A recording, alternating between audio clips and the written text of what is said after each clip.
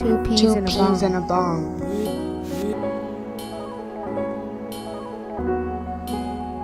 2 peas in a bong. 2 peas in a bong.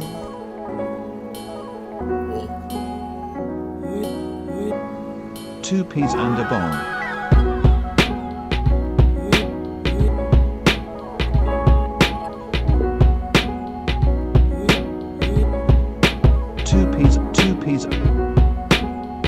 2 peas and a bong. 2 peas. 2 peas in a bong.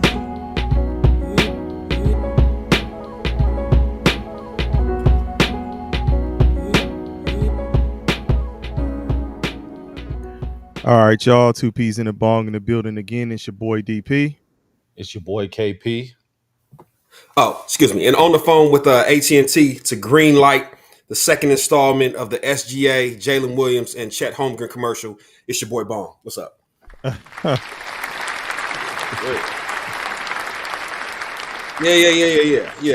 Got the green light it now, man. They have to earn that. Hey, you know what I'm saying? Like my boy Suge Knight say, if you want to be all up in the videos, dancing and shit and doing all the other shit, I need to see y'all motherfuckers do what y'all did tonight. That was fucking great basketball, bro. I'm not bullshitting. That was great basketball. I know, maybe not to the purists, but to the fans, that was great. I'm talking about on No, it was a good game. It was a good game. Fans, everything. Yeah, it was a good game. Yeah, man.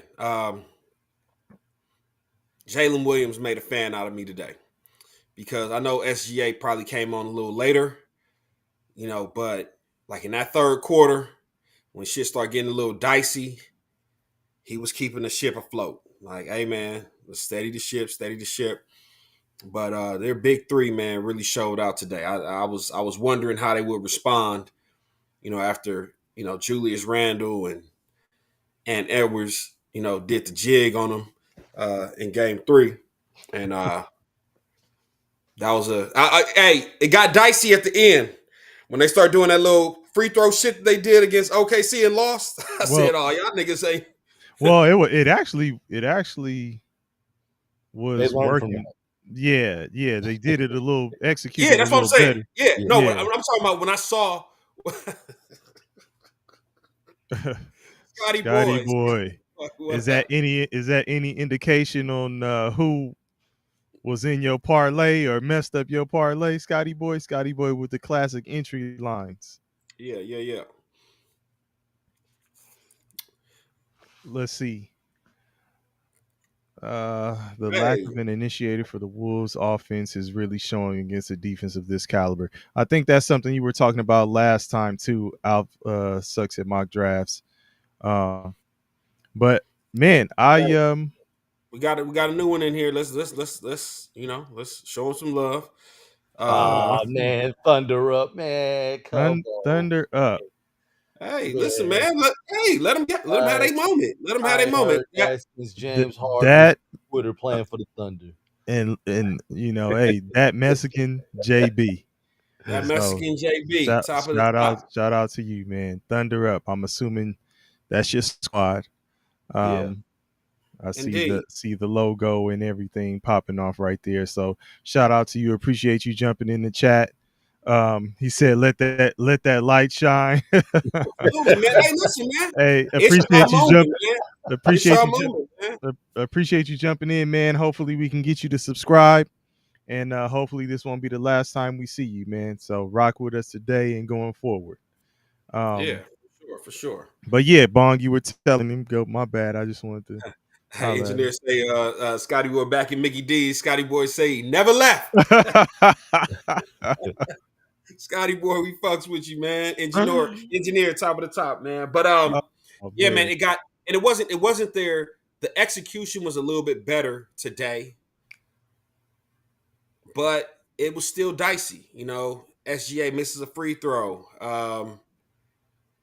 But they handled it well, and then even late on that last possession, SGA throws it, is attempting to throw it up court, accidentally throws it out of bounds. The fan intercepts the ball. Could have had 0.6 seconds left to really get a shot off. But all in all, man, you take the win. A win is a win. I truly, truly, truly, truly, truly love what the big three in OKC did. And the role players came along for the ride in Minnesota, but the stars took the night off. I'll let y'all take the floor, man. I just want to, Early on, SGA in the first quarter, 13 points. J-Dub in the first quarter, 13 points. SGA was 5 for 6 from the field. J-Dub was 5 for 8 from the field. So OKC was attacking early and often. AE in the first quarter, 2 points. Shot the ball, took his first shot with 30 seconds left. It was an and one where he missed a free throw. Yeah. I'm sorry, that was 35 seconds. Who kept him in the first quarter was Jaden McDaniels, 4 for 5 from the field with 10 points.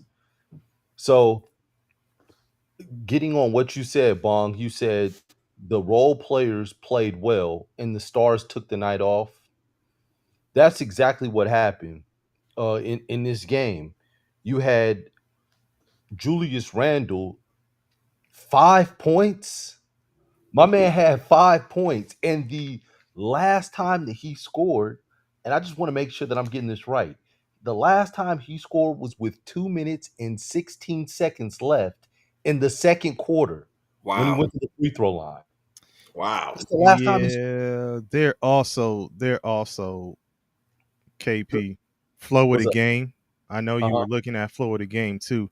They were subbing him out at times too. But he When had I mean, yeah, I'm sorry. but you're talking about stars. Yeah, You- I'm just like he had 4 turnovers. He was still trying to operate from the top of the from the 3-point line and from the mid post. You got to get down and get better position. And then when he's getting it in the middle of the zone, he's not looking over his right shoulder. He's missing that pass to the corner. I mean, but this ain't nothing new though. It's And not. yeah, it's nothing new. And with Minnesota, like Gobert played better. Yeah, he played decent. At the same time, like you know, when you put Gobert and Nas Reed in, I would say out of the 3 bigs, Nas Reed may be The most the versatile. most. I'm talking about defensively. Like he is Offensively? defensively, Oh, he's defense. not getting it done. Like, I mean, it's a trade off at any time when you're trying to manipulate your lineups and put. You know what, DP? You could do that though, and you could take a chance on Nas Reed defensively when you have Jaden McDaniels, when you have DiVincenzo, when you have Nikhil Alexander Walker, when you have all those other guys. If you go back and watch that game, you'll see Nas Reed was getting cooked. Go back and watch that game. I mean, Take another look tonight. I'm just saying. And I hear you. I'm talking about from guard isolation when he gets switched on the guards. Chet Holmgren knocking them down, dunking and stuff.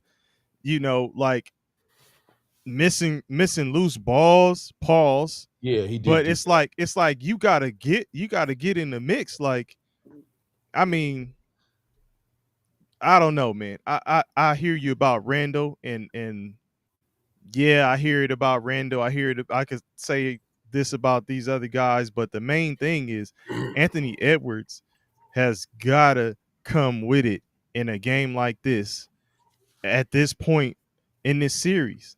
And if he's struggling, like that, you're supposed to be the one that gets him over the top. Anthony Edwards, I'm saying. 4 He's points supposed at halftime. Yeah, he's supposed to be the one that get him over the top. If we talk, we always had this discussion about face of the league, this and this and that and this and that.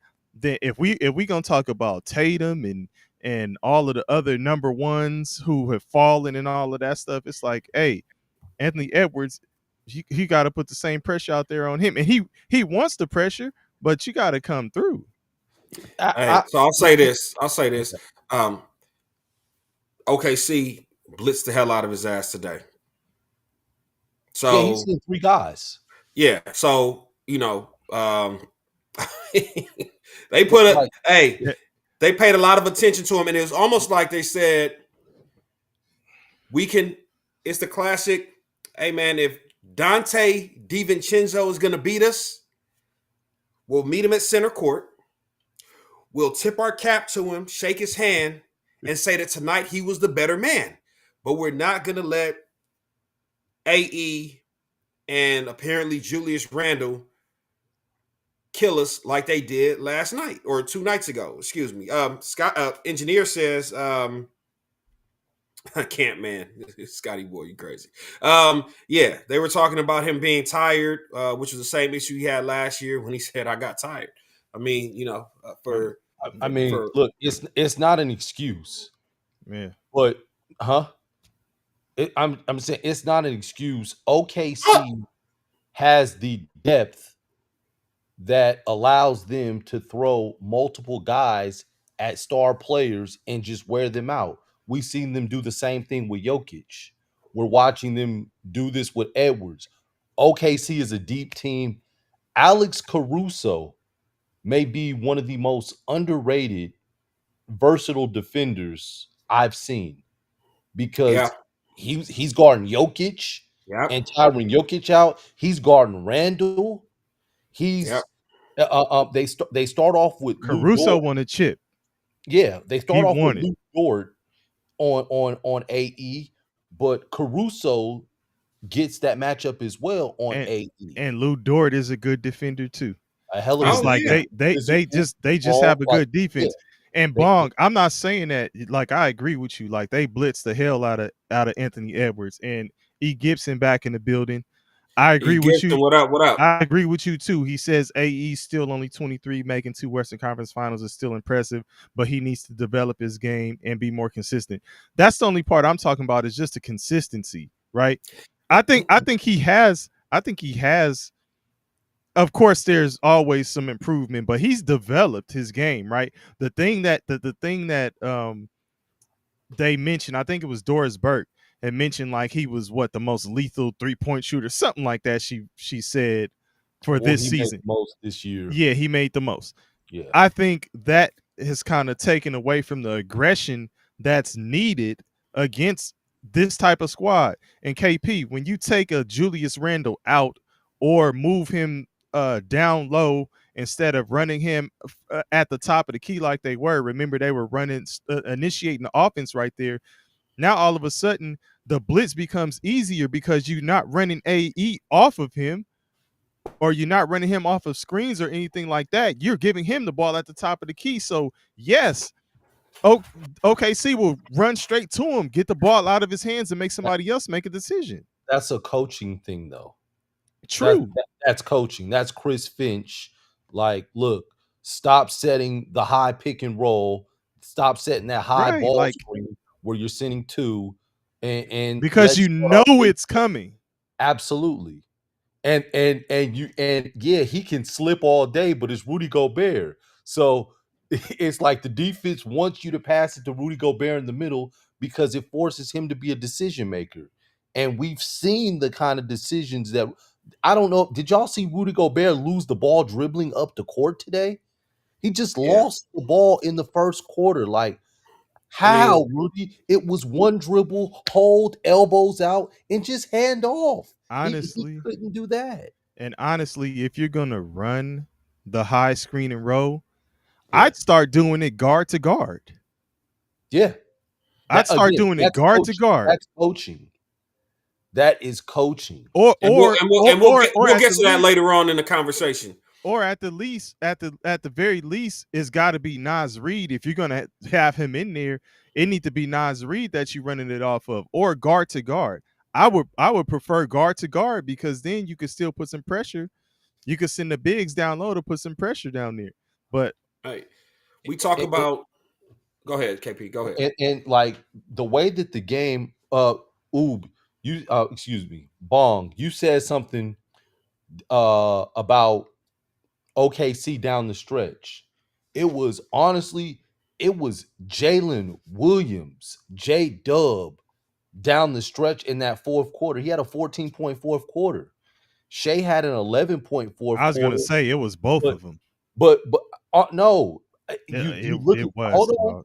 hold on. You look at it and then you start to break it down and dissect it. Shai got 7 from the free throw From the line. free throw line late. And 5 of those, he got fouled at 15 seconds, fouled at 9 seconds, fouled at 6 seconds. So that was 5 points right there out of Now, the 11. I say he's this: the Shai made one a who couple baskets. He made a couple baskets when it was like either It was 1 two. point game. He made 2 That's what I baskets. was about to say. Like My them bad. damn balloons. Not, but it wasn't just the 2 baskets though, because he is the one who was initiating the offense. He had the ball. He was making the decisions. He made that pass to Chet, a couple passes to Chet Holmgren when he was knocking down the 3, and they kept letting Caruso SGA. go back door. Well, he was Caruso just staying on the baseline.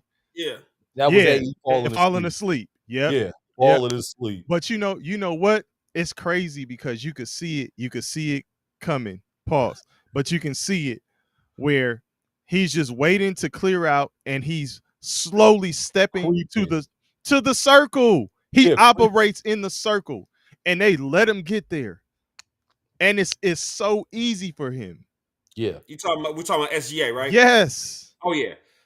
And they were saying it in the thing, like he's basically, especially I think he had one time he had Gobert on him, and he set him He up. almost made him fall. Gobert almost hit the Bambi legs on him. I said, "Oh shit, this motherfucker about to go to sleep." Got to be more careful. Hey, man, he's a motherfucking magician in that mid range area. But yeah, man, it was. I mean, I think, man, they all made big plays, man. Chet made some defensive stops in the fourth quarter. That fourth quarter, because say what you want, every time OKC tried to pull away, Minnesota was like, no. They would come back. Yeah, they're role players. But that's my point, though. That's the point I'm trying to make, though. Remember, I think it was Bong who asked me yesterday who I got. I think it was who I got winning the game, and I said if OKC allows Minnesota to keep it close, to stay within striking distance, that they can get over the top because they at the crib. They stayed in striking distance, and then who needs to take you over the top in that situation? Got to be Anthony Edwards, dog. Not even Julius Randle. It's got to be AE. It's got to be. Yeah. And he tried. I mean, I think he tried. I think he hit a 3 in the fourth. He tried. He waited too late to really force the issue. He was kind of it was almost like he was just too passive in the first half because he was trying to figure out what spots he could attack from. Man. And he just and he relied heavily, on his teammates and his Shai cousin. SGA cousin. He was cooking. Gilgeous-Alexander Walker was cooking. Played his butt off. DiVincenzo played his butt off. Man, I like DiVincenzo's game, dog. The shit was so funny. The shit was so funny. DiVincenzo, this motherfucker had hit him for 2 threes in the corner, right? Next possession, OKC comes out. They hug these motherfuckers at the half.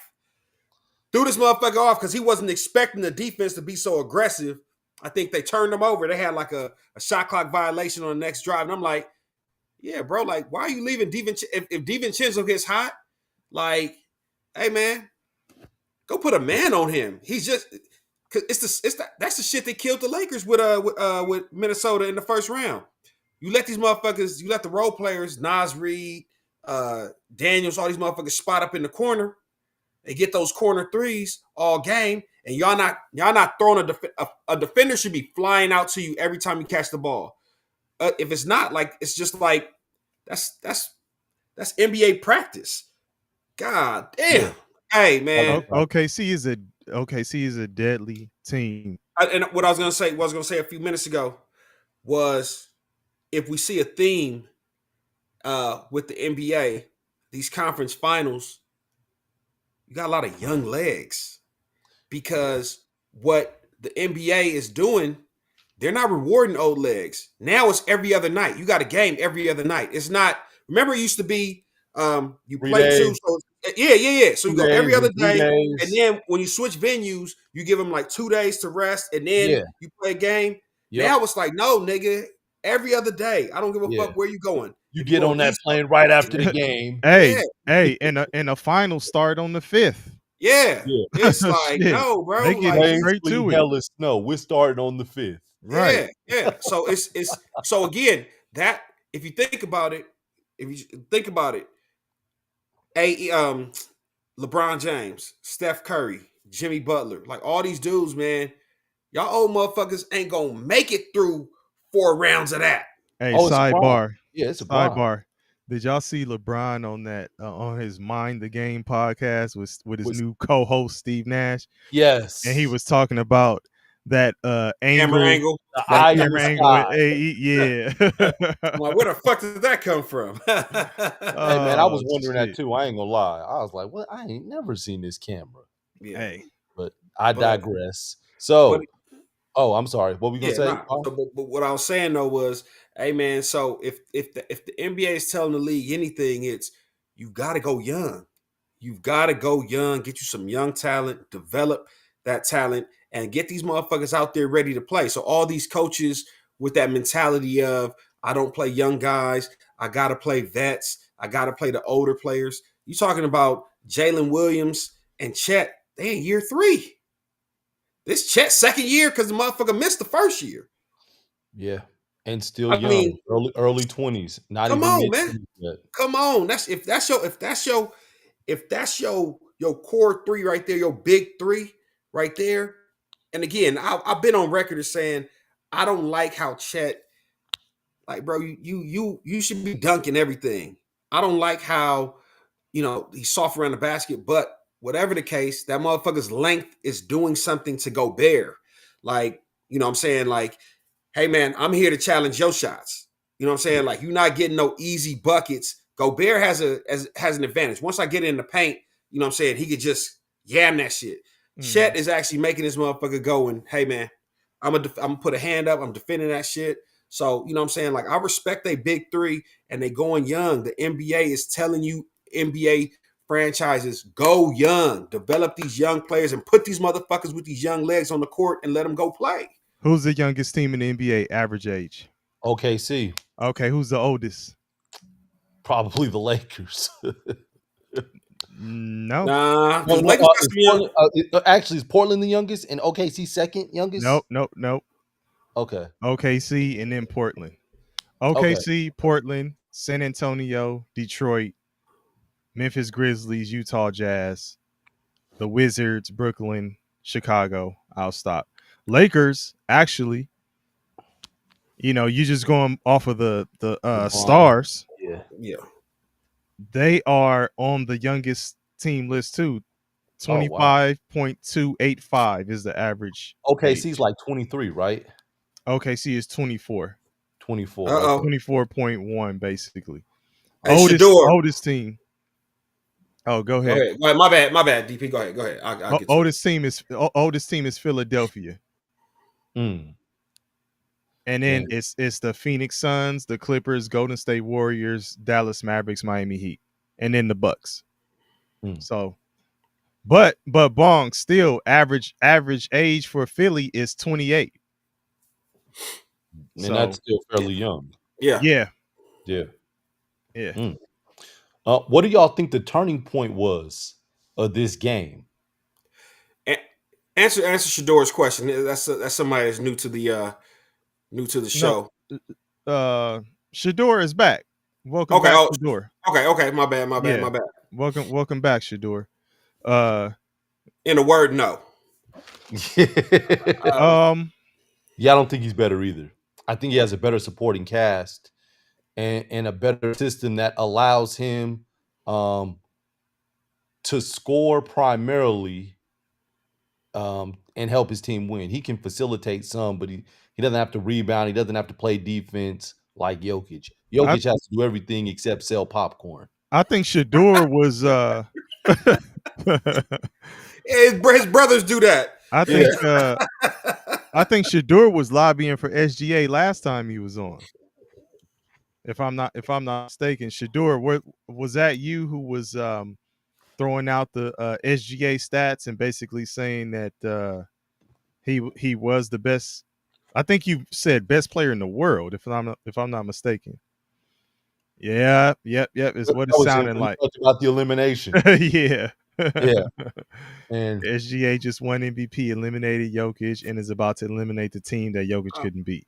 I and think, he said, "Yep, I think SGA the best player in the world." I remember. I think that SGA can have a bad game and OKC can still win. Absolutely. Whereas if Jokic has a bad game, there's a good chance that that Denver's going to lose, and it probably won't be close. I agree with you. It's just that assessment is kind of more so on who has the deeper team, because OKC's team is just ridiculously like it could, especially compared to like a Denver, who I think by our own admission, everybody said they were underachievers. As far as the makeup of their squad and how far they went, but I agree with you. I think he's more important to his team for sure.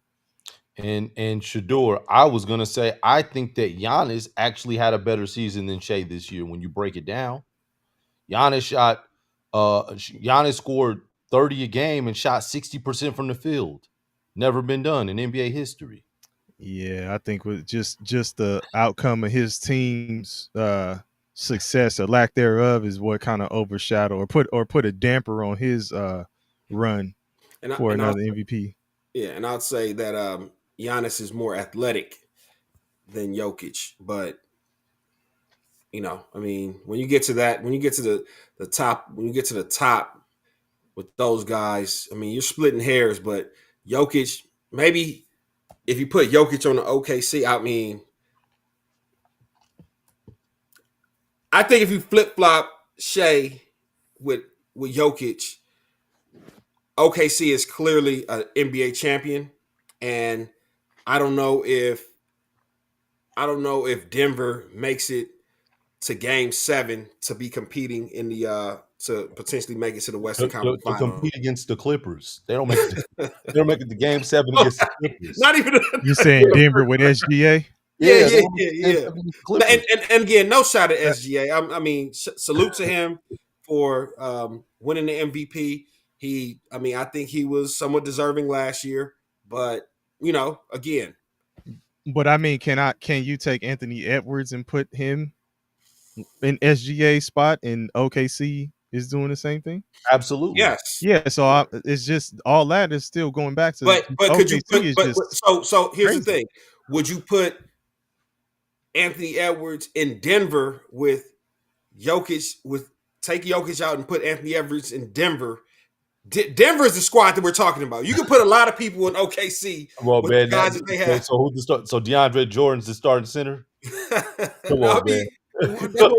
When we start talking about fantasy basketball, it gets dicey. But I'm just saying that I think all in all, man, what Jokic is asked to do, I think he's more valuable of a player, and maybe Shai hasn't been asked to unlock certain things, and he doesn't have to. Right? He will, but then I haven't seen it. Yeah. E. Gibson. Yeah, E. Gibson says the Bucks have a bad front office, in my opinion. I wouldn't be surprised, and if Giannis is somewhere else next season. Yeah, we had a discussion. You said, why do they have a bad front office? Yeah. E. Gibson, let us know why you think they have a bad front office. Go ahead. Go ahead. I just kind of want to unpack what he said. Excuse me. They drafted Giannis. They had Jason Kidd there for a while, tried to make that work. When that didn't work, they went in another direction. You trade to try to bring Lillard in to help with Giannis. That's not working. You had Adrian Griffin, the coach. you felt like you needed a championship caliber coach, front office, so they went and got Doc Rivers. I Do think you they agree had. with that move? Was that a good Was that a good move by the front office? I understand what they were trying to do, and and what I honestly believe it was. I think it was the stars that were complaining about Adrian Griffin. I think they were more so like, we need someone that's experienced. And so they were trying to appease the stars and they went to get somebody experienced. I think that they've done a fairly decent job of drafting. They've just had some bad missteps, but I don't think that they're an incompetent front office. Mm. Like, And there's then some you bad front offices, man. got Shador saying, I think the Bucks just got unlucky. They tried to make moves but had bad luck. That kind of speaks to what you just said, KP. Denver doesn't do anything. They just let players walk. Same can be said. Same can be said about Dallas. I mean, you trade for Anthony Davis, AD. Kyrie goes down with a season-ending injury. AD comes in, he gets injured off the bat. I think if Kyrie stays healthy and AD, obviously he was healthy in the playoffs and he was the only shining light that they had, or in the play-in game. I'm sorry. Dallas in this Western Conference, the way Most it looks dangerous. now, they could have easily made a run. Oh, I think they would have. They had all the tools. I agree. I think they would have potentially been the most dangerous because they got the bigs, they got the guard play. Like, Yeah. I mean, Hey, man, hey, defensively, like they would have been a yeah. problem. Hey, KP, you want to hear something funny? Off topic, real quick, kind of off topic, real quick. Yeah. But because of my, I fuck with the Cowboys, and so sometimes some of the pods I listen to and some of the information I consume is just crosses with the Dallas Mavericks, and one of the major Dallas podcasts I listen to talks about the rumors of Dallas potentially going after CP3. Remember I said that a couple weeks ago and you was like, nah, they ain't. I saw that. I saw it on Twitter today. I said, did. okay. They said CP3, they said Lonzo Ball, and I can't remember the third guard, but I did see that. I thought about you. I was like, damn. Yeah. I was saying Russell Westbrook. Yeah. And Mom was like, man, go after CP3. Yeah. Shit, why not? Yeah. Why not? You know what I'm saying? Shit, you just need him to go dish that. He was a You top. were saying distribute 10. the ball. Yeah, that's it. He was top 10 last year, so you can definitely do worse. But anyway, back on track. Go ahead. Well, let's give E. Gibson a chance to explain what he was saying. So he said, I didn't get the Griffin fire for Doc. Drew went on to win the title with the Celtics. Lillard already was on the downside of his career. They have now lost in the first round 3 seasons in a row if you want to look at results. So, I mean, yeah, I agree with the sentiment that Giannis might be out of there. Yeah. But I mean, I've seen different people, even players. I was watching I saw a little clip from Paul George's podcast. Him and Carmelo Anthony believe that Giannis will be back. They think he's like an old school loyal type player who wants to stay with the franchise and continue to try to work it out. But I don't know. I think he might be out of there. You talking about Giannis? Yeah. Giannis. You have to. I think there's a, not to turn it cultural, but it is. Yeah, it's cultural, right?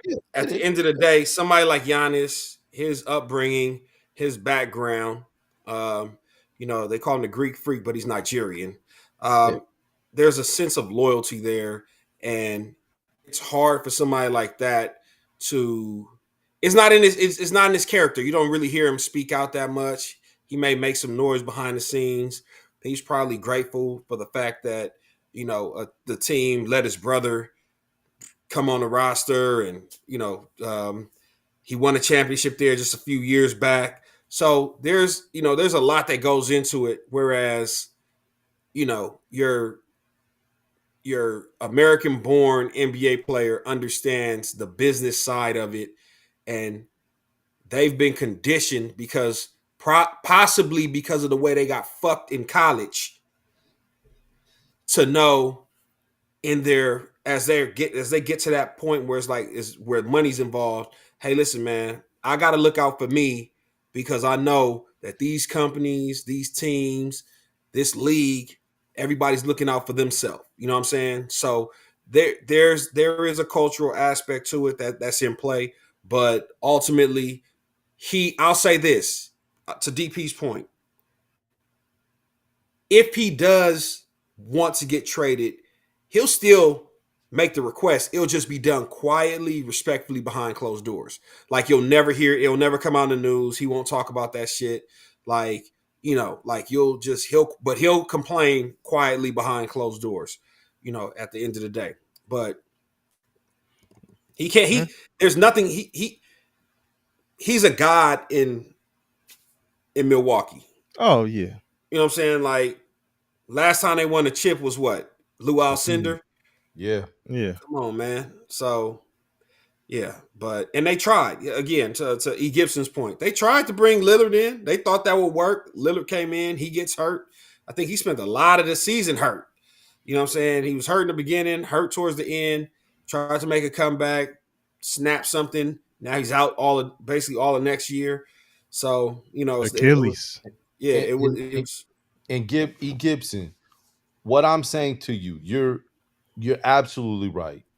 Lillard was in his 30s. Adrian Griffin was doing well in terms of his record. I agree with you. What I'm saying is that Milwaukee was always trying to make a move to get better. They just ran into mishaps. Throughout that process in those 3 years, Chris Middleton was battling injury. And Chris Middleton's game just depleted. Who would have saw that coming? Like at one point, Who would have saw it coming? The way that his game diminished, at one point, Chris Middleton was an all-star. But what point was that? What year? Championship year. 2020. Right. Yeah, 2020 was an all-star. 2020.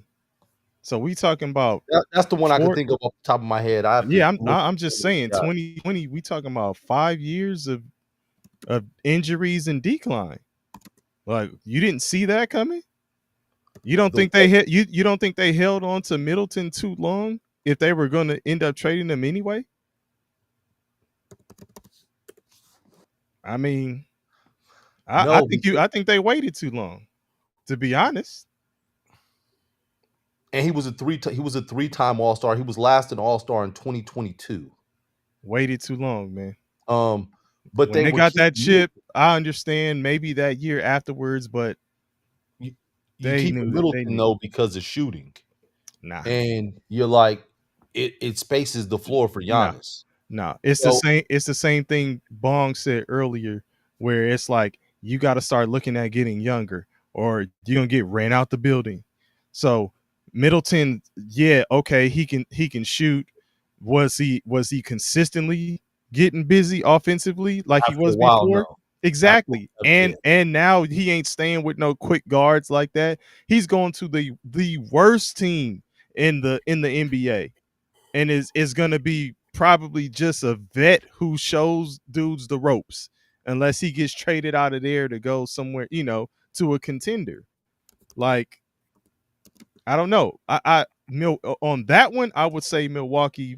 If you're looking at the business side of it, maybe you waited too long. Hey man, we have a contender for Nito's stat of the night.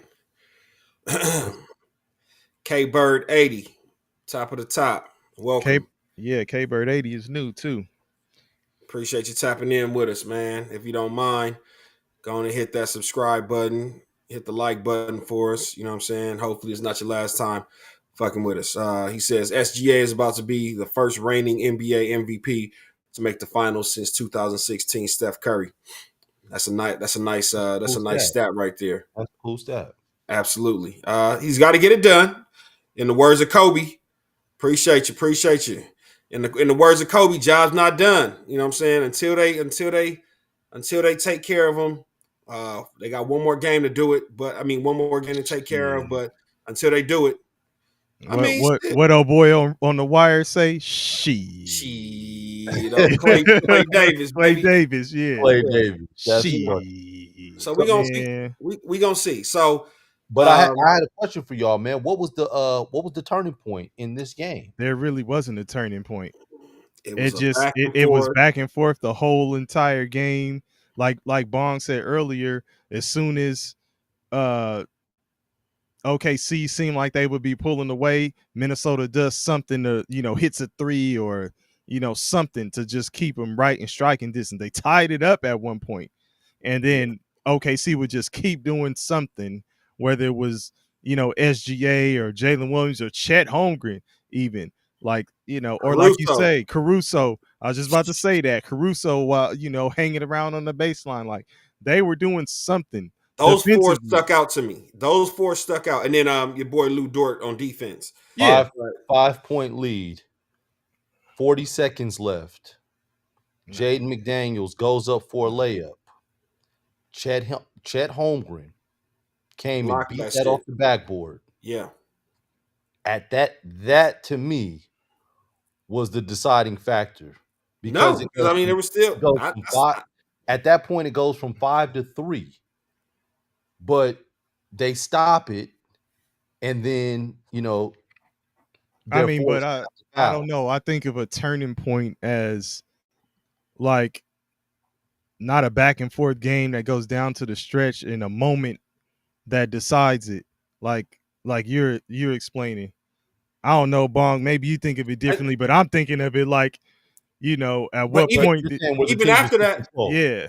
Even after that, there was still moments where they had a chance. SGA turns the ball over when he's supposed to be trying to get free throws. I thought at that point though I thought it was sealed at that point. Like, yeah, but I mean it came down to a 2-point. It's a 2-point game, a 2-point victory, right? I could see if it was like, oh, Minnesota came back and won the game, then it would be like, okay, they turned it around. But it was just OKC. Minnesota gets close, OKC pulls away. Minnesota gets close, OKC pulls away. Tie, OKC pulls away. It was kind of like Minnesota could never really, get over the hump. Sure. Pancake, what up? Pancake in the building. So is the series over? Oh, and then K Bird just said it too. K Bird said Minnesota couldn't get over the hump. That's what I thought. That's how I looked at it. So I don't know. And K Bird, to your last question, they essentially are in the same position to exit the playoffs this year that they were last year with Cat. So with Cat, you said their series ended 4-1 against Dallas last year. Yeah. And they're potentially about to end 4-1 this year with sure did. Yep. You know what I'm saying? And last year they seemed like they were just happy to get the one win to say we ain't get swept. And yes, K Bird 80, NYC actually took a step forward. All right. So this year they actually made it to the Eastern Conference Finals, where last year I think they made it to the second round. Did they get bounced in the first or the second? Either way, if you look at the trade, they got bounced in the second round. They got bounced in the second round. Yeah, they beat Philly in the first round. NYC advanced to the Eastern Conference Finals, and even if you think about it, you can say that the reason they won that game, the one game that they've won in this series, is because of Cat. You know what I'm saying? Clark. Yeah, I don't. But yeah, you think he says facts, but matchups is everything. Styles make fights. I feel like Cat would be a huge difference for Minnesota this year. I don't know, man. Nah. I don't know. I think Nah, 'cause Caruso would have beat him up. yeah. Hartenstein would have beat him up. Jalen Williams would have beat him up. They'd put multiple people on him to beat him up. Yeah. And And where's the toughness now of Minnesota? Do they have toughness? I would say that at least Julius Randle gives them some kind of toughness. Whether you that Russell Westbrook type toughness. play smart, he gives toughness. He brings And toughness. And they got Vincenzo. yeah, that's what I was gonna say. And it's not just they got DiVincenzo too, who's a key piece. The thing I will also say is, did Minnesota take a step backwards? No. Right. So I can't. It's hard for me to tell who's a winner. I mean, I know. I say that Minnesota won the trade because they got two rotational guys, and we saw that Julius Randle stunk tonight, but DiVincenzo played well, and it still gave them a chance to win. Yeah, it's I kind of lean to the side of Minnesota, to be honest, but I could see somebody saying New York just because they're making the push that they haven't done in a long time and There's all of another that kind of factor that stuff. they're not looking at, though. New York also got Mikal Bridges. That's a big true. difference. He's a heck of a defender. Against Boston, they won the first two games because he got defensive stops to seal the game. No, yeah, I feel you. His question was the trade I between these two teams. know. Yeah. I'm just saying, pertaining to New York, yeah, Karl Anthony Towns is making a difference, Yeah. but you also have Mikal Bridges that they traded for as well. So even if they don't trade for Karl Anthony Towns, I still think they're good with their pieces. Yeah. But to get back to your initial question, if this series isn't over, it would be an epic collapse by OKC. So if I was OKC, don't play with your food. You got a game 5 at home. Mm-hmm. Handle your business. Handle your candle, man. You know what I'm saying? And really take care of these dudes. Again, it's the NBA, DP. What Vince Carter say what Vince Carter say when McGrady gave him the lob and he put it between the legs and right. It's over. It's over. Yeah, it's over. Which leads it to the next question. Who wins game 5? Hey, man. OKC, man. Damn. OKC. I think Minnesota's going to get another one. I feel like they're going to get another one. I feel like Anthony Edwards is going to figure it out a little bit earlier, a little bit sooner. He's going to attack more. I think he's almost going to kind of force it.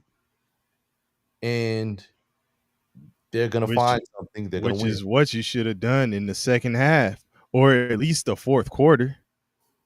Yeah. Like, and I hope OKC, and obviously I want OKC to win. And I would love for OKC to win in 5 to continue with the theme of in 5. So Adidas did a really cool Thunder in 5. Adidas did a really cool had a really cool ad because Ant Edwards' number is 5, right? Yes. So they had an Adidas ad after they beat Golden State, which said like I think it was on Twitter that I saw it, and it was like Minnesota and it had the back of Ant's jersey. He's dunking, you know what I'm saying, and it got the 5 right there. Him wearing the AEs or whatever. So you know what I'm saying. He's definitely boosted his stock with Adidas, and he's worth every penny. I think he is similar to a AI with Reebok, you know what I'm saying, back in the day. But, you know, to continue with the 5, and I know OKC will probably run with it, you know, but I want to see OKC in 5 for sure. So in this series, who's the I see Scotty boy. in this series so far in these with your chest, Scotty boy. Who's been the most dominant player in the series? Yeah, in this series. It's SGA. Yeah. Okay. Like he has done what he wants to do this whole. It said with the exception of Game the three. the game 3, like Yeah. they are not stopping him, dog. Like Hey, He didn't shoot it well tonight though. He was like 13 for 30. okay, he was. I think he was 13 for. Yeah, For he 30. missed his last 2 shots because he was like 13 for 28. And I know, I don't know who was on the broadcast. That was Richard Jefferson, but he was talking Yeah. about how he was, making 1 for every 2 shots. I think that was at 13 for 28. So he missed his last 2 shots, mm-hmm. which is fine. But But when you score 40 and your team wins, and it yeah, was just by 2, they needed every single one of your 40 points. and I think it really. He said, engineer said the refs, but I really believe, man, that Did the refs engineer this victory for the Timberwolves? Engineer? I doubt it. He said the refs. I mean for the OKC. for OKC. He said the refs. But I'll say this: after the game was over, it was a close game. SGA started saying, "Yeah!" Like he got like the emotion came out right before he got on camera and did the little interview and shit. And I think like it was some Minnesota players that were close by, and I wanted to see that because I think that was in response to all that Ken, Julius Randle, not really, and it was Julius Randle and a few of the other guys on the Minnesota squad were doing, you know what I'm saying, after game 3. So, it was good to see that emotion, and it felt like, you know what, y'all motherfuckers done tried to disrespect us with that game 3 victory. We about to come out here, and they did it in a hostile environment. There was no, I don't think, coming off the heels of game 3, Minnesota beat the shit out of them. The fans were probably raucous. I'm pretty sure they had some silly ass white out or blue out or whatever the fuck, you do in these playoff games where they give everybody a t-shirt so they can kind of look the same. So, they had some fan support, and the crowd was definitely going against them. And every time Minnesota made a run, you could hear it. You could hear it in the crowd. So for them to come out and do that shit, man, that shit was I'm telling you, man, like I don't think they've answered all my questions, but if you guys want to go do that little party and bullshit that y'all do, and everybody huddles up after the game, and we do the little team shit, and everybody gives everybody their flowers in the interview and shit. This the kind of performance I need to see consistently, because the way they showed out today, the role players got busy. The big 3 got busy. Your star did what he was supposed to do. Like everybody did what they were supposed to do. And SGA is definitely making good on this MVP. Right? I think he's taking it. I know they throw the storylines out there, but I think it's personal for him too with his cousin out there. Yeah. I think he want to smack that pause, but I think he want to kill his cousin in them. Like I think that's boosting his emotions a little bit more too, and the fact that his cousin was actually out there hooping too. Because his cousin wants to beat him. Yeah. It's a real family, rivalry that they got going. And his cousin was guarding him late. Yeah. I see you too, engineer. Let me put some respect on your name. Engineer said, "Hey, don't use my name in vain, man. Thou shalt not use my name in vain." Shout out to the bonehead fan, man, that caught that ball that was in the air. I think the referees were so disgusted in that moment that they didn't even review it. They were just like, I put 0.3 on there. We're not gonna leave it at 0.1, just 0.3. Yep. Yeah. You know what, man? and Bong said something about that play earlier. You know what was crazier is the inbound pass from Julius Randle. Man, now, Julius Randle will pass the ball hard as shit. Any other time in the game, and that didn't even get to the basket You know Yeah. why? because Julius Randle said, "I'm ready to go home." No, Chet Holmgren tipped it. Okay.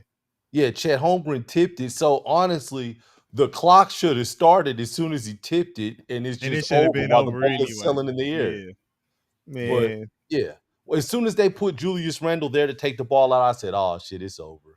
man. You know what? Let me start gathering my notes. That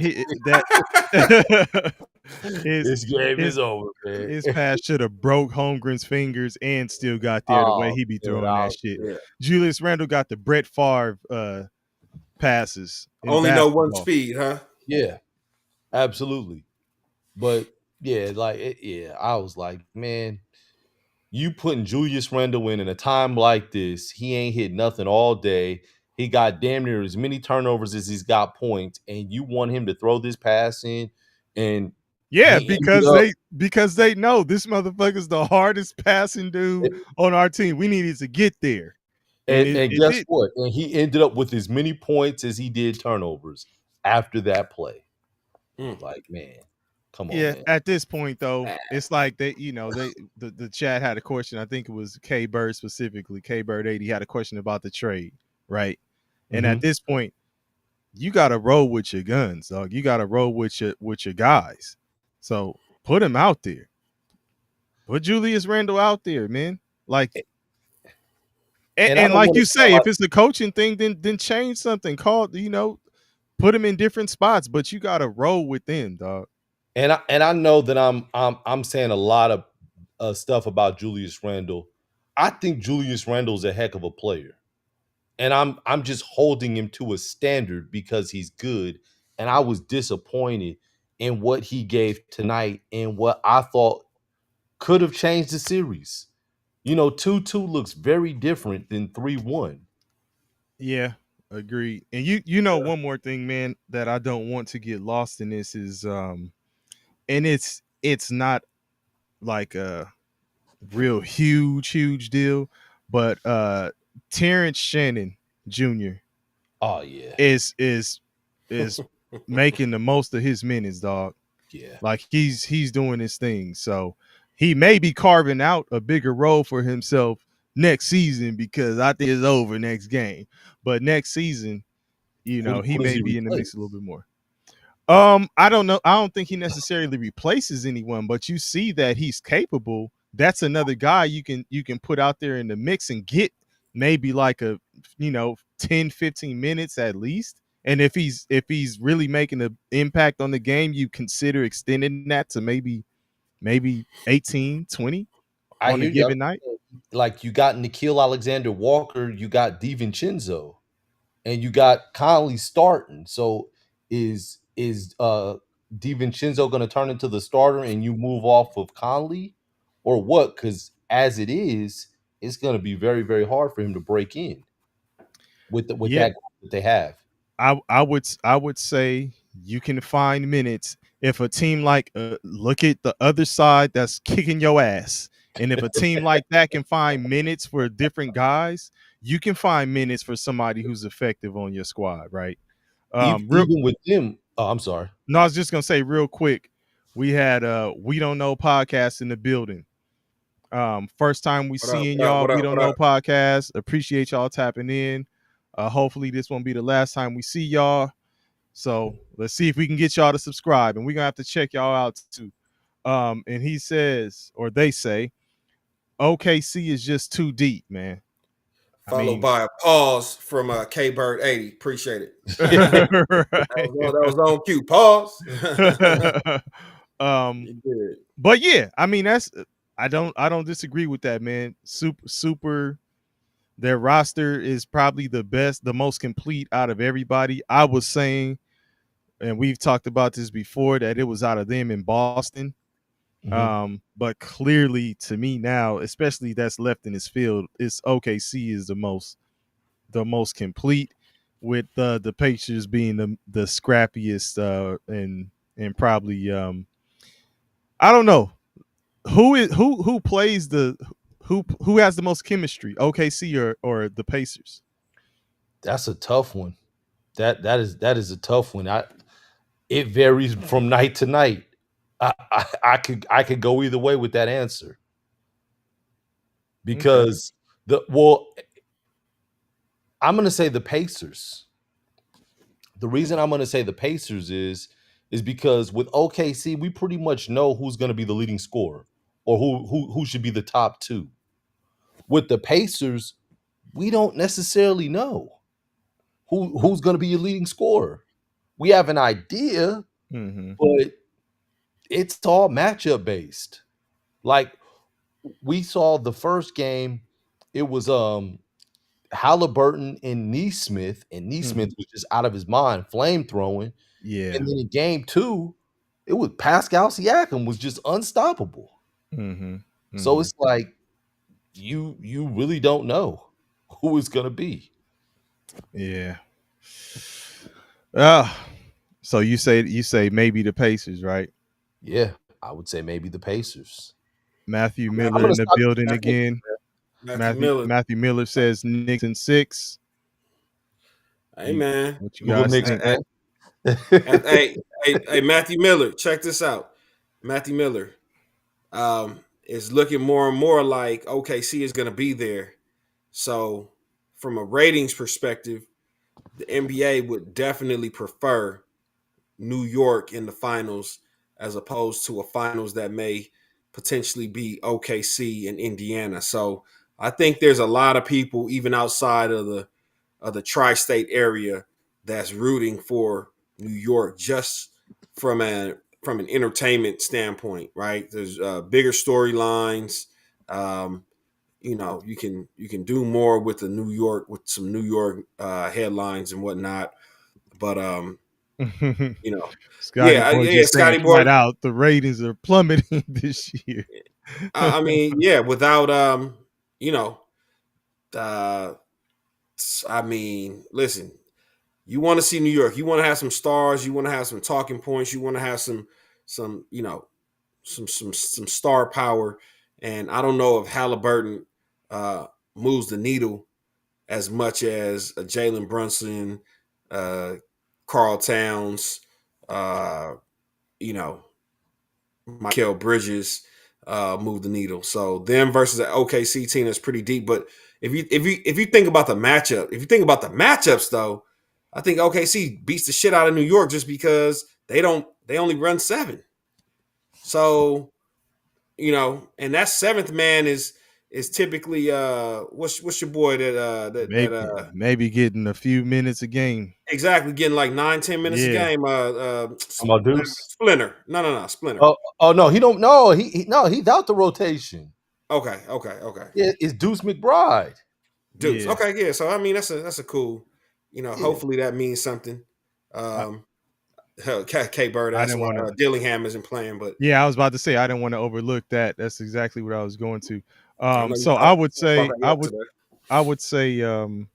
it's more of a defensive thing, man. It's got to be because OKC's guards are like they're too big for him. Shai 6'6", and unless you're just a prolific scorer who's just unstoppable, like you can be, somewhat of a liability on defense when you're doing that, right? But I don't know if he's at that point right now, and then it will just create bad matchups for them. Yeah, which they already have. Gibson. We talked about that yesterday. Rob Dillingham is every bit of 5'13". He's got a guard. He's gonna have to guard Shai. These guys are too physically strong compared to him right now. I mean, I'm seeing the difference when they're putting Terrence Shannon out there. Mm-hmm. Terrence Shannon is getting bumped and losing the ball. Terrence Shannon is 24 years old and played 5 years in college. Yeah. Where's that? Illinois? He played at Illinois. He played at Texas Tech. But the last finished up at Illinois, right? Yes. Okay. Yes. Hey, and E. Gibson, we talked about that yesterday with Brunson and Cat being in foul trouble, forced Tibbs' hand to go deeper on the bench yesterday. And Matthew Miller says Landry Shamet has been solid this season in the small amount of minutes Tibbs has given him. Again, it all goes back to coaching. Yeah. It all goes back to coaching. And I'll continue to say, when the fuck did we anoint him? You know what I'm saying? Hey, I was in one of my group chats earlier today talking to some of my folks, and they were talking about when the fuck did Doc get anointed? And I'm like, hey, listen, at least Doc got a championship with the Celtics on that resume. He's been Glenn lately, but Doc, he won a chip. You know what I'm saying? We got somebody like a Thibs out there, and again, you had a great run with a legendary player who was robbed of his NBA peak due to injury in Derrick Rose. But you guys rode the coattails of just a great individual player, I believe. And he made your system look better than what it was. But you've had complaints year after year about Thibodeau running his players into the ground, by season's end. And now, what I'm saying, your guys are depleted when it comes to playoffs when the minutes really matter. So, let's see if what happened in game 3 will be his guide, or if he's just going to go back to that stubborn style of coaching where it's like, I'm going to go back to my way or the highway. And, that will tell a lot about, what happens in game 4, in my opinion. So who is I was best? also going to say Carlisle. Matthew Miller's already answered the question, and so is Al Sucks at mock drafts. I think you got to say Carlisle. I think OKC has an abundance of riches in this situation, especially considering the pool of teams that are left. So if we're comparatively speaking, OKC is probably head and shoulders above in terms of going top to bottom on the roster. I've been saying this about Indiana. They're just a scrappy, gritty, workman-like team. They don't have stars. If you want to say Halliburton is one, that would be the only guy. But all of the other teams, you can point to some type of star power more so than Indiana. And they're just out there going after it and getting busy. They should have won this last game. And I know, Bong, you were saying, stuff goes differently. Knicks could have won the first one, right? But the Pacers, I still think they're in the driver's seat. If they win this next game, definitely will be. And like you say, I think, KP, you were saying, no, Bong, you said Doc Rivers has a championship, Yeah. right? So Carlisle So does Carlisle. has a championship. And look, K Bird is echoing what you said yesterday, DP, about Thibs and that and Doc Rivers in Glenn's championship. Oh, I think KP was saying that about Yeah. the Celtics. Yeah, when Yeah, he was yeah, the yeah, assistant. yeah. Yeah. Okay, that was my bad. It was KP, but yeah. So and that's what it was. That's exactly what it was. It wasn't just his defense. It was that he had a defense that was designed to stop Kobe. Mm-hmm. Right, and he was a catalyst in stopping Kobe in that finals that Boston won the year. And again, me and KP as Laker fans will give you other reasons why they won, but absolutely that definitely played a huge role in it. You could tell that Tibbs didn't have his imprint on it because the Celtics were playing more than 5 guys. Matthew Miller, he need that Newport. He said, "Y'all got the Newport I can borrow." So, Yeah, man. with that said, you said that OKC's got a wealth of riches, DP, and you said that Indiana has the best coach. So, is this what the championship is looking like it's going to be? I know what media wants. No, I think so. Unless Bong peeks his head into that meeting with the script writers that he was talking about the other day, and they make a turn for the Knicks, I think it'll be the Pacers and OKC. The next game is in Indiana, right? Yeah. So I mean, I don't see them. And if this follows the They same shouldn't lose it. timeline, if it follows the same script as the Cleveland series, then I think Indiana won games 1 and 2 in Cleveland, gave up game 3 in Indiana, then came back and won Game 4 in Indiana. So, Hey, Hey, and man, don't you they know they got a got a new. special? They got a special person in the absolutely.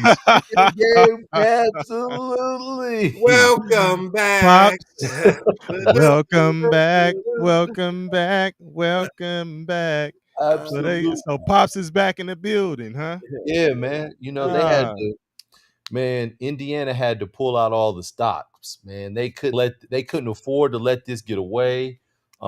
They said, man, we've left him on ice for far too long. He didn't miss 8 games. You Which know, is it was ridiculous, uh, dog. hey man, I still think about what he said though. I was looking through him. Like, come on, dog. Yeah, that was bullshit. That made it Appreciate my worse. city just That for made that. it worse. Yeah, that made it worse. Like Like, I was come on, looking man. through him. You know, goddamn well, you ran up in his face. Yeah, Is he gonna have his terrible towel with him? absolutely. But he's gonna be in Okay. the but he gotta sit in the suite. He can't Okay, sit came from Okay. shortstop. Okay. and I honestly I think the reason that they're doing is I think Indiana's like, look, we don't need any reason for New York to tie this series. Tyrese Halliburton, he played well last game at home, but you know, the first 2 games against Cleveland in Indiana, I'm saying Tyrese Halliburton struggled. The first game in game 3, he was 2 for 8 from the field with 4 points. And in the second game, he was 3 for 8 with 11 points. So they're like, look, we can't let this get away. Got that dog in him. Engineer. He say John got that dog in him. Hey man, did you Oh, see John? shit. Did you see John's celebration dance? Oh shit! Yeah. Like it was like The that one celebration dance skit with huh? you talking about the skit where he gets up off the chair. Yeah. So you know what that comes from, right? Didn't he do that shit with his son before? Yeah, it's a dude. I forgot it was somebody else. Dude, like the pops was acting like he couldn't walk, like he had a cane or something like that. Yeah. Started doing a little dance and shit. Yeah. That shit is. That ain't seen it. Hey man, one of these days, man, we're gonna be able to put video up here. Yeah, those of y'all ain't seen it. Go head to the Discord. It's in the Discord under the basketball. There you go. That's another way. Go check the Discord out, man. Y'all haven't already, man. Please join the Discord, man. Hey, we're gonna try to get something popping to where we can take some calls too. Get some of y'all on here live to make it more interactive and give y'all opinions as well. So that'll be coming in the near future. So we trying to cook something up here. So why do y'all think that they waited till now to let him come back? Why more of this series? He missed the whole series. So you think if they would have won this last game, they would have been like, just sit your ass at home. Hell yeah. Okay. So maybe Halliburton is like, man, I need my daddy here or something. I don't know. Yeah. I don't know. Oh, man. Scotty Boy back on the ratings. Scotty Boy say it's for the ratings. They're not gonna show him. What they gonna show him in the suite? Oh, they're gonna show him. Huh? They're gonna show him. Sure. They're gonna show him? Okay. Hell yeah. Hey, that's gonna be on Prize Picks. How many times are they gonna show John 2.5 times or what? It's a bet. That's a bet for sure. That's definitely a bet. I'll say this though. Halliburton is, I think they had to do it. Make no doubt about it. Halliburton is their star player.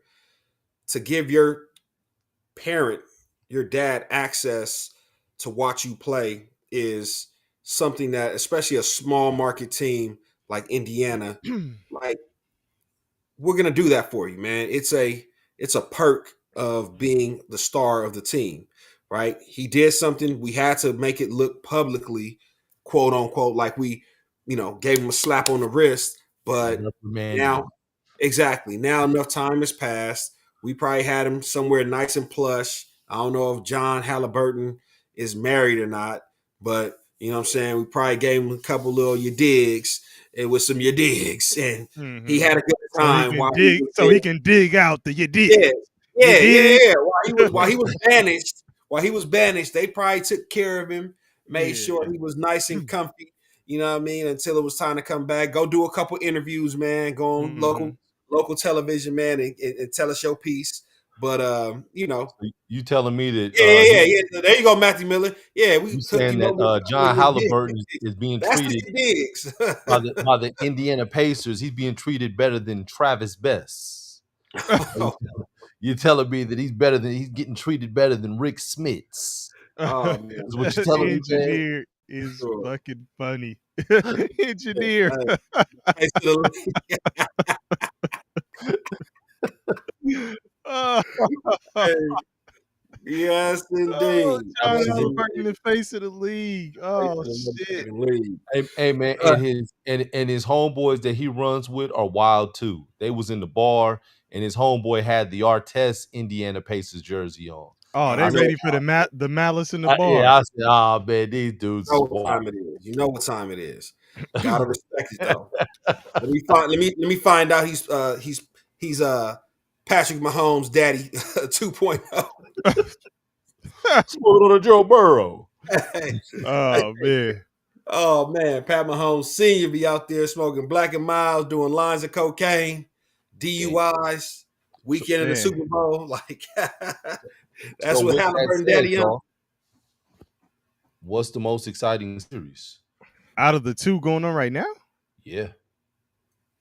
I New York, mean, Indiana for sure. yeah, New York, Indiana. Um, New York, Indiana. Al sucks in mock draft. You say how long before John Halliburton gets another Hey, they own Halliburton. They own Big John. Pause. Oh shit. Pause. Yeah, man. Yeah. Oh yeah, Matthew Miller. You know he hate. Yeah, hey, Pat Mahomes Senior is a different breed, man. He treated better than Jermaine Yeah. O'Neal. Yeah. Absolutely. Jermaine O'Neal, Steven Jackson, all, all them Jamal dudes. Tinsley. Oh my goodness. They all Damn. sit there envious. Them Oh motherfuckers, man. hey, probably lost access to the building. Hey, that's why you don't see none of them there. They ain't come in that bitch like the old Knicks players. I told you who was there Mark last night. Clyde. Uh, Roy Hibbert. yeah. Yeah, He Roy the that's only Hibbert. true. one still in good standing. But I No, think Rick was there, big Rick Smits and Travis Oh, Best. okay. I think the New York series has been a better series because it's been all three games have been close, Yeah. right? Yeah. So come down to back and forth, come down to the last couple minutes of the game. I think this was the best game of this series was game three. Game I'm 4. sorry, game four. Sorry, Yeah. game tonight. Game four was the best game of the OKC series, but the first three games they were decided by the end of the third quarter, Yeah. all three of them. So to have a game that was still close in the late in the fourth quarter, um, late in the Come on, fourth quarter, man. man, was actually good. Mhm. So I'll say that the Knicks Indiana series has definitely been the better series. And if the Knicks do happen to win, this series, do happen to win Game Game. Four, It's it could Okay. game. be a different series altogether. Mhm. So Mhm. you know, Yeah. No. Remember, last episode. That's what we said. That yeah, that these games, the game fours are going to be the most important ones. Yeah. yeah, So we shall see. If the Knicks don't win, it's going to be the same situation. Uh, you could pretty much pencil Pacers and OKC in, and that's my call right now. Pacers OKC. So yeah. yeah. The Paul George trade. That's good. That's the championship. The Paul George. Um. Indiana traded Paul George. Then OKC traded Paul George. So the Paul George trade. That's the championship that you're looking at. um. I guess I would say so. Yeah. I wonder how much hate and slander Paul George is going to get if they meet in the championship.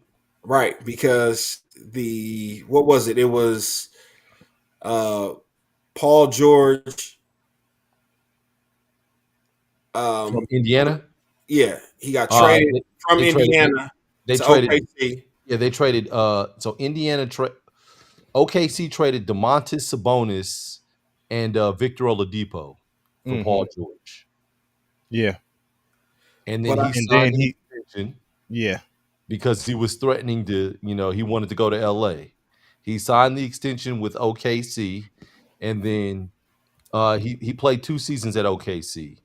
And then afterwards, he was traded to the Clippers for 5 first round draft Well, he picks. wanted to get out of OKC Yeah. because Russell Westbrook was leaving OKC. So 5 first round draft picks, Danilo Gallinari, and a young player, somebody named Shai Gilgeous-Alexander. Yeah. Hey, Alf sucks at mock drafts. Al Jefferson used to get busy. Couldn't jump for shit. And I was going to say, he's another one of those dudes who it may not be looking pretty to you. Yeah. But he was getting it done. Yeah. Yeah. So that ain't the only time he was giving dudes buckets. Up and unders, reverse pivots. Oh, yeah. He was a problem. So that's where it was. That's the connection. So the connection is Tyrese Halliburton. So George gets traded to OKC in exchange for Victor Oladipo and DeMontis Sabonis. Later, Sabonis was traded to the Sacramento Kings for Tyrese. Halliburton, who then became a keeper. Yeah, so that's where the Paul George, they call the Paul George connection on this shit. And then obviously we know that SGA was part of the trade that sent Paul George to the Clippers for SGA and boatload of draft picks. So yeah. Paul George is on the couch, man. Doing high profile celebrities at the moment. Have y'all listened to any of Paul George's podcasts or any of his interviews? I've caught snippets. So he's talked about his mindset with basketball, and I'm not sure it really sounds like he's pushing for a championship or anything at this point. He said playing good basketball. He mentioned something about he would have liked to have gotten an MVP, which I don't think that's going to happen. Who? PG? Yes. You got to listen to him, dog. Yeah. I mean, and again, a lot of these young players, man, they look up to bro. They look up to Paul George as, skill wise, incredible, ridiculous. Yeah, incredible. Ridiculous. There's nothing he can't do. Yeah, he is ridiculous. I think K Bird 80 puts it into perspective. I appreciate that, but no one foresaw him becoming an MVP caliber player. He's talking about SGA, right? Yeah. Clippers would do that trade again and again to get PG. So, at the time, yeah. Oh, absolutely. And to pair him with Kawhi at the time, I mean, it seemed like a slam dunk. Bong, they were the two best two-way perimeter players. Yeah, considered. They were considered. Huh? I said, DP, I remember you said something pre-COVID. Pre-COVID, you said Jaylen Brown and Jason Tatum are the young version of Paul George and Kawhi Leonard. And they ended up exceeding. How in the hell did they win a title? They exceeded Paul George and Kawhi Leonard. But you said that. Yeah. Deal World, top of the top, man. K Bird 80 said PGB cap. Hey, so K Bird 80, you done heard some of them interviews then, right? Uh-oh. Deal World says, who? Let me know what you think. He said biggest bust of all time. I hate to pile on Greg Oden, man, but no, I won't. It's Anthony Bennett. It's number, it number you, one pick for the Cavs that year. I remember. Yeah. yeah. You don't think it's Ben Simmons? Nah. Ben Simmons won Rookie of the Year. Nah. Can't go Ben. Remember, Ben Simmons had the red shirt. He had the red shirt year. Came out, they gave him Rookie of the Year his second year, didn't they? I mean, he was on a good trajectory. I don't know what the fuck happened to him. I gotta go. Might have been some ayahuasca or I thought about Sam Cody. Bowie, but I'm not gonna go Sam Bowie. I'm gonna go Darko Milicic. Darko. I mean, that kind of, and I'm. This was my mindset behind not saying Bennett. I don't think he was supposed to go number one, and then Milicic. Were you really expecting him to be? They were saying, look, when Milicic was drafted, they were comparing him to Dirk Nowitzki, and they put him on Detroit.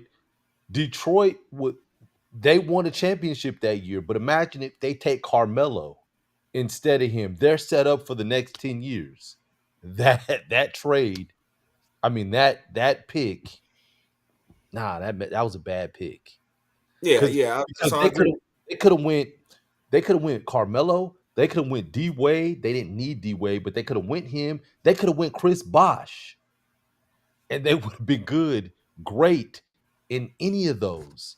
And they told Darko, of all guys, Darko, what are you I doing? mean, it doesn't work out. It looks bad. Hindsight being 2020, he didn't go number one overall. It wasn't like they took him over LeBron.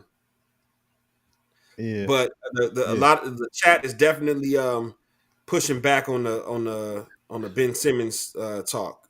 To me, again, I don't know where it went wrong with he Ben said Simmons. the Kardashian curse is what happened to Ben Simmons.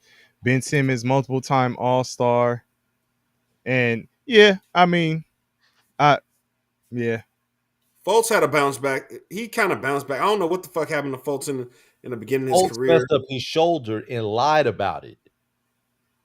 Like, that's what happened to him. So he still got drafted. His shoulder was messed up. He lied about it, and then it came out. He was like in an accident or something. Look at Engineer. He ain't gonna let up off Jalen Green. Oh god. Hey, the chat is throwing out some. Hey, E. Gibson. Listen, when Paul George was in Indiana, he was a problem, and he was giving LeBron James some issues like that. He was on his way. You know, I'll famously say that.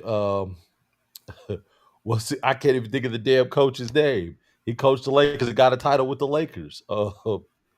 Damn. Oh yeah, shit. I can't even think. Vogel. Yeah, Frank Vogel cost Indiana a championship. 3 seconds left. He took Roy Hibbert out the game. LeBron James got a layup and won the series. Frank Vogel messed that up. Indiana could have got to the championship that year because they lost 4-3. You He's know, not a bust, Joe World. Yeah, I was wondering if somebody in the chat was gonna say that. Hey, DP, but hold that thought. I think Matthew Miller was speaking to what KP was talking about earlier with the with your boy what's his name? The accident. Bosch or No. The guy that got folks. Folks. That was mock draft. Said something. No, too. but this was yeah. But he said he got into a motorcycle accident that gave him thoracic outlet syndrome, altering his shot from understanding. But go back to the Zion thing, man. Go ahead, DP. I know you were saying something. Oh no. That was pretty much it. I was just saying I was wondering if somebody was gonna say Zion. I just didn't really. I don't think Zion. I wouldn't consider Zion a bust. Yeah, I wouldn't consider him a bust. I think he's injuries have shortened his seasons, and hearing Zion speak, he thinks that he is healthy enough to go out there and play, but the team is holding him back. So I think it's a bad relationship between him and the New Orleans organization, and I think Zion probably needs a fresh start, but he's being held hostage because they need him to sell tickets at the Frosty Arena. What the fuck is what's that arena called? The Oh no. it's like a snow cone or Mr. Freeze or Mr. Frosty arena or some shit like that. Hey, Deal World, what is the name of that damn arena? I'm not being disrespectful. I know it has something to do with Frosty. He said Smoothie King. There it is. I know it was one of them things. Smoothie King Center. Yeah. They need Zion to sell tickets at the Smoothie King Center. So K Bird 80 say he's in bus territory though. he was supposed to be a short thing, but I think, location. You put Zion, who's already damn near tipping the scales in New Orleans, and maybe Deal World can attest to this. I've been in New Orleans 2 or 3 times in my life. I was there for a week both times. I think, no, one time I was there for like maybe 3 or 4 days. The other time I was there for a week. I gained 15, 20 pounds in New Orleans when I was there for a week. You was on the beignets, man. Food is amazing. Yeah, food is amazing. I'm not bullshitting. It's really good food. I can only eat twice a day because you'll eat in the morning and the food is so heavy that you won't get hungry again until the evening. I mean, the food is so amazing in New Orleans. And this shit right here, this is crazy. This is crazy. That he ain't played in a playoff game yet. But this is where when we start seeing players that have control over their careers and they start making decisions to take control of their careers away from the organizations, why it's hard for me to get mad because wait. Scotty Boy said the catfish was delicious. hey. Do y'all remember that episode of Martin with Varnell Hill? Yeah, but Varnell Hill. We got a lake in the back. We call it Lake Varnell.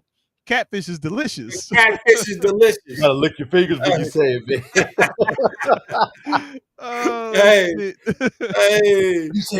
Hey, my boy Martin thought he had one. He was like, nah, I ain't got a pool. Yeah. That's what I'm talking about. I ain't got no damn pool. Oh. But we do have a lake. Call it Lake Varnell. Catfish is delicious. Hey, if you watch that episode, Martin was really dying. Yeah, like not to laugh. This motherfucker Tommy Davidson is hilarious, man. Bro. Oh my goodness. I need a Varnell t-shirt, man. Fuck all that. Oh, for sure. Shit. But yeah, man. But like I was saying, a lot of times these players are held hostage by these teams, right? And then when your value is depleted, when you're no longer good, then they're like, okay, man, you can go. So, somebody like Zion, there hasn't, from the time he got there, I think it wasn't a good fit for him. He wasn't a good fit for New Orleans. He wanted to get out from the day he got there.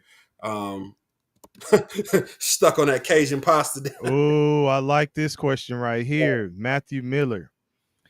If you could go back in time and prevent any NBA player from suffering from injuries, who would you choose? Easy. I'm going Tracy McGrady. Because at one point, I'm going to say in 2001, everyone was wondering. No, I wasn't. I was not. Who was Everyone was wondering what? I was not. I got one for y'all. I was not. Is it Kobe? No. Hey, I got one for y'all that I think would have rivaled Cats had he stayed healthy. I know who you're going to say. You already know. I know you're going to say. You're going to go to Seattle. Brandon Roy. Oh, I know he was going to say Brandon. Either Brandon Roy or Grant Hill. Seattle Brandon Roy. Brandon Roy. Yeah, I knew you were going to Seattle. And speaking of Kobe, Kobe spoke on him. Yeah, Brandon Roy was a problem. One of the hardest guys to guard because he had every move. He had every move in his bag. But again, the chronic knee injury really took him out the game. But Penny is a great one. Yep. So Bong, you said you thought that Kobe was better than T-Mac in 2001? Absolutely. I'll be honest with you, man. Laker fan, Kobe fan. I thought in 2001 Mac was better. Like head to head, I think was he with with Houston at the Orlando. time? He was still with Orlando. Yeah, this Orlando T Mac. So he had no T-Mac real was supporting ridiculous. cast. Yeah, Okay, Kobe still has Shaq. I understand that, but I'm So saying again, I used to see when they used to play head to head. Mac used to score effortlessly. Kobe was just a dog and would, just fight and fight and fight. And when you look at it, their stat lines were similar, but it was almost like Mac was like, I could do this in my sleep. but if you go back and listen to a Gilbert Arenas, you go back and listen to a KG, you go back and listen to a Steven Jackson, they all say the same thing about Kobe. Kobe did not have it was not effortless with Kobe. That's what makes Kobe so great in my book, is that everything he did, it was literally hard work. Like he's a prototypical, a 6'6" NBA player. He didn't have like T-Mac had the wingspan. T-Mac had the length. Like T-Mac was physically more gifted than Kobe, just naturally physically more gifted. But Kobe, the shit he was doing, I never saw anybody else do it. Kobe, if I can't use my right hand, I can play a whole game where I will only use my left hand. Who was doing that? Nigga, what I'm saying is Kobe is like, hey, listen, I'm gonna learn how to shoot. People in the 80s will tell you Larry Legend was doing it. Yeah, they say Larry Bird was doing that. I break my finger. I'm going to learn how to. I break my pointer finger. I'm going to learn how to adjust my shot so that I can shoot it without having to rely on my pointer finger for the shot to roll off of it. Like Kobe was different, man, and that's why again it doesn't matter. I think you could have gone skill for skill. Somebody physically more gifted than Kobe, but he would have outworked him. And I mean, shit, you basically said the same thing. Yeah, it looked effortless with T-Mac, but at the end of the day, when we look at the stat sheet, oh shit, they neck and neck. Yeah. You know. E. Gibson, I see you. E. Gibson was talking about he's from Seattle, near where Paolo Banchero played. And then he said Brandon Roy coached your boy MPJ. Yeah. And Nathan held to a state title. Hey, you said downtown Seattle. Hey, E. Gibson, I got family out there, man. Last name Lindsay's. Last name is Lindsay. Range, you ain't got to tell us your exact age, but what's your age range? That would be crazy because it's a small world. But they're around that area in Seattle too. So, but yeah. Well, while we're waiting on Matthew Miller saying he like Larry Bird because sometimes it's nice to see a white guy play like a brother. Hey, I don't think Larry played like a brother. Listen, no. They said he talked shit like a brother. Yeah, they said Larry Bird was a shit talking, motherfucker, and he wasn't backing down. Hey, the thing I love about Larry Bird, if Larry Bird played today, that motherfucker would want the prototypical Larry Bird play today. It would be a motherfucker that probably wouldn't want no smoke. Larry Bird was in the middle of all scuffles. That motherfucker didn't back down from shit. I'm throwing punches. I'm getting hit. Hey, man, the 80s seemed like a cool time. The funniest thing, man, good time to be alive and playing NBA basketball. The funniest thing, man, was Charles Barkley grabbing Larry Bird, like try to pull him away and grabbed him, and Dr. J just hitting him with 3 straight jabs with the right hand. Yeah, I remember that. Oh yeah. Oh, that was brutal. I see you, E. Gibson. If you know the Lindsays, it may be some connection there. But he said he been in that area almost his entire life, so you probably know somebody who knows somebody who's related to your boy. So, But Absolutely. that's dope. Matthew Miller, before we go to KP's picks, Matthew Miller is saying, are you guys LeBron or Jordan guys? I'm a Kobe guy, but um, Engineer. I'm a Kobe guy at heart just because of my loyalty to the Lakers, and I truly believe that Kobe was probably the most. He was the toughest, most gifted um, basketball player off of hard work alone. But again, I always defer to Michael Jordan because with no Michael Jordan, there's no Kobe Bryant. He literally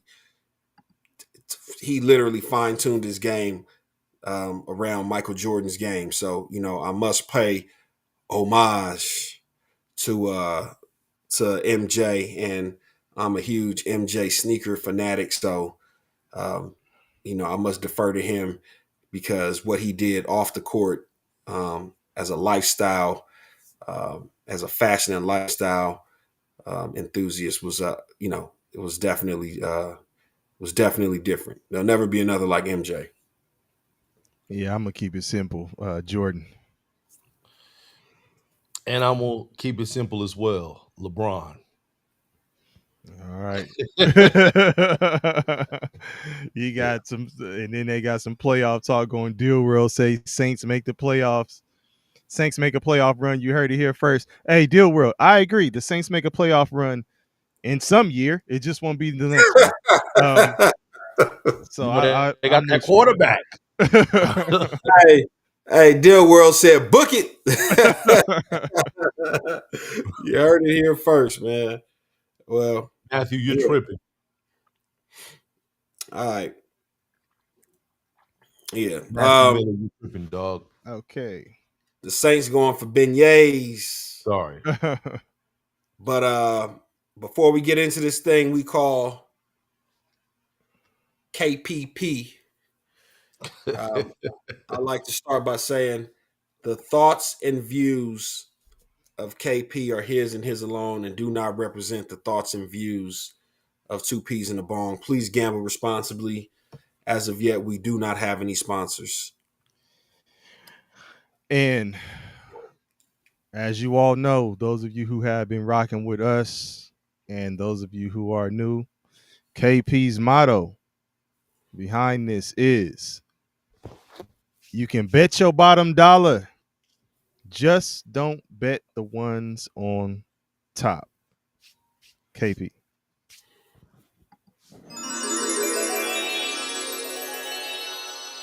Okay, y'all. So KP's picks. And out of the picks yesterday, I went 5. I ended up taking 3 extra picks. So I started with 8, took 3 more that I added today. So it ended up being 11. One of them didn't count because the player didn't play, so that was a scratch. So it ended up being 10. I was 5 for 10, so 50% on the picks. Today's picks for tomorrow's game, Indiana, New York. Just, excuse me. I did something light. We're going money making Mitch over 4.5 points. He's going to get 5 points. We're going money making Mitch, and he'll probably get those in the first half. We're going old Shep, Ben Shepherd over 2.5 points. The man's been knocking down 3-pointers. He took 1 shot last game and just so happened to be a 3. So let's do that again. Deuce McBride over 4.5 points. Got to go Deuce. 4.5? 4.5 Oh, points over. TJ McConnell. I've been saying this since the beginning of the series. Get you some TJ McConnell stock. We're going over 1.5 rebounds. That's what we're going to do. His points have been pushed up to 8. I want to kind of stay away from that right now. yeah. But I am going to get the rebounds of 1.5. We're going back to old Shep. Ben Shepherd over 0.5 3-pointers made. If the man takes one shot, it's gonna be a 3-pointer. He's probably gonna make it. He's shooting at a high percentage from 3 in the playoffs. Ooh, that one is that might be your diciest one. And then last but not least, told y'all about that TJ McConnell stock. TJ McConnell over 4.5 rebounds and assists combined. This is facts, E. Gibson. So those are KP's picks for tomorrow. 1, 2, 3, 4, 5, 6 picks. I may look at this again tomorrow, and if I add a couple, what I'll do is I will put them in the Discord before the game. So if you go to the Discord, you will see my picks. But as of now, those are my 6 picks. Remember, gamble responsibly. All right. Yes, sir. Anything before we get out of here, y'all? What's your prediction on tomorrow's game? Who wins? Pacers. Mm. To Halliburton in the building, and you know which one I'm talking about. So does the chat. A lot of energy. If they jump out on them and go up by 30, I don't see or 20, whatever it was. I don't see Yeah. I don't see the Pacers let that lead slip away again. So yeah, I'm gonna go with the Pacers. Give me the Knicks. Hey man, if Caitlin Clark shows up, man, I don't know, you know. Give me the Knicks. If Caitlin Clark is out for 2 weeks. That's why I The said WNBA is. Yeah, that's why I said Caitlin. Caitlin's got to show up. Right, as they would think. They got to rely on real basketball now.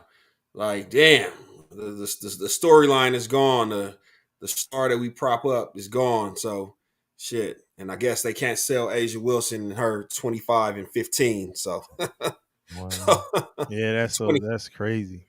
No, but it is what it is. Either way, man. If they don't get it done, it'll be if the Knicks can't get it done tomorrow, it'll be because of coach. Caitlin Clark is wild. You know what? No, I'm based on my picks. I have 4 for Indiana and 2 for NY. So I'm gonna go Indiana 3-1.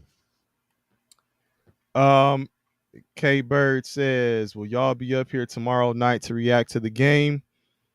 Most likely. Yes. Yeah, most likely we will. We'll try to get it out a little bit before time wise and everything. What were you about to say, KP? I'm about to show K Bird. While you looking, man, I want to put this up. We have a Discord on YouTube where we're discussing sports all across the spectrum: basketball, football, boxing, college basketball, entertainment, something that may, be on Twitter, or formerly known as Twitter X, that may catch your eye or something like that. It's all going in the Discord, and we're constantly communicating with each other. So some of the people that are in the chat tonight are already members of the Discord. They've already subscribed. I would encourage you to subscribe to the Discord. Yeah, I think that link that's in there is still live. So if it's not working, let me know so we can get you a new one. And but the 3 of us are chatting constantly. We're chiming in on something. Yeah. So, and E. Gibson says he got the Knicks, but he expects another close game. So, yeah. Hey man, K Bird, appreciate you sticking around for the whole time too, man. You were pretty active in here. Absolutely. Had some great input. So, as you can see, it's all good. Matthew Miller showed up again. Appreciate you. Yes, E. Gibson came back, man. Shout out to you, E. Gibson. We hadn't seen you, I think, for a couple spins, but you back in the building. Engineer as always. Al sucks at my drafts. Deal World in the building. And Scotty Boy with the classic intros as always. Appreciate it. We appreciate that shit though. And then For real. that Mexican JB was in the building. Yeah. So appreciate all y'all. Anything else before we roll out of here? Shout out to K Bird, man. He said we got a new subscriber. Man, Hey man, thank you, man. Appreciate it, Appreciate man. Appreciate it for Absolutely. sure. Absolutely. All right, well, KP, you wanna take us out with your Absolutely. balloon? Let's get these man? balloons going. Yeah. Hey. All right, y'all. 2 Peez in We the out. bong. We out. Peace.